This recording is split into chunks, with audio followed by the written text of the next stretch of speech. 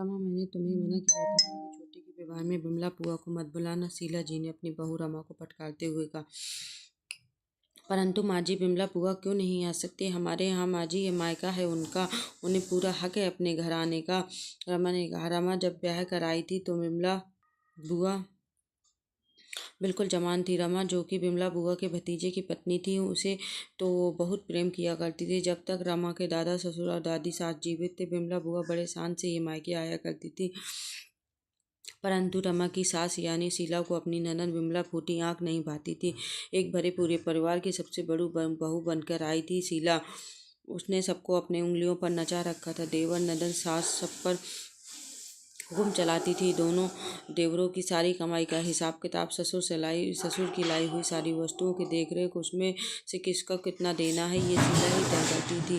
घर में शीला जब बड़ी बहू बनकर आई तब उसके सारे ननद देवर कम उम्र के थे, इसलिए शीला के जब बच्चे हुए तो उसके बच्चों और उसके ननद देवरों की उम्र में कोई विशेष अंतर नहीं था।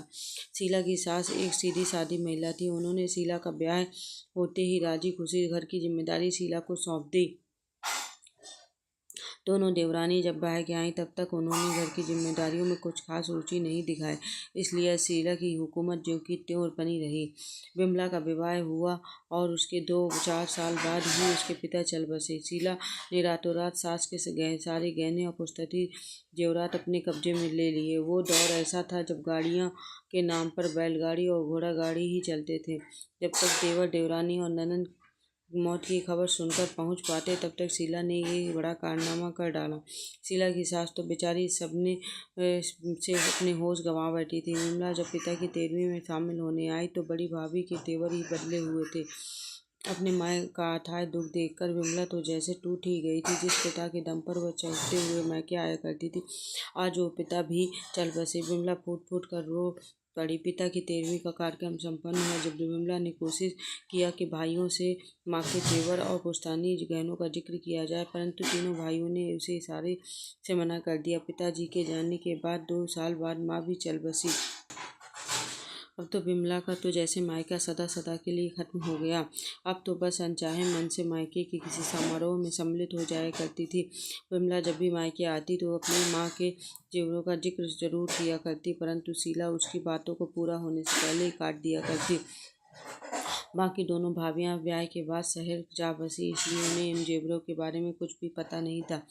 कुछ सालों बाद रमा जब दुल्हन बनकर आई तब बिमला ने उससे विशेष आग्रह करके कहा कि रमा, शीला भाभी से पूछना कि माँ के पुश्तैनी जेवर कहाँ गए। उन जेवरों पर सारी भाभियों का हक है। नई नवेली रमा भला कैसे सवाल कर सकती थी अपनी सास से। शीला को जैसे ही भनक पड़ी कि बिमला ने जेवरों का जिक्र छेड़ा है, वैसे ही वो बातों को बढ़ा चढ़ाकर घर में मचा दिया कि बिमला बुआ नई बहुरानी के कान भर रही है।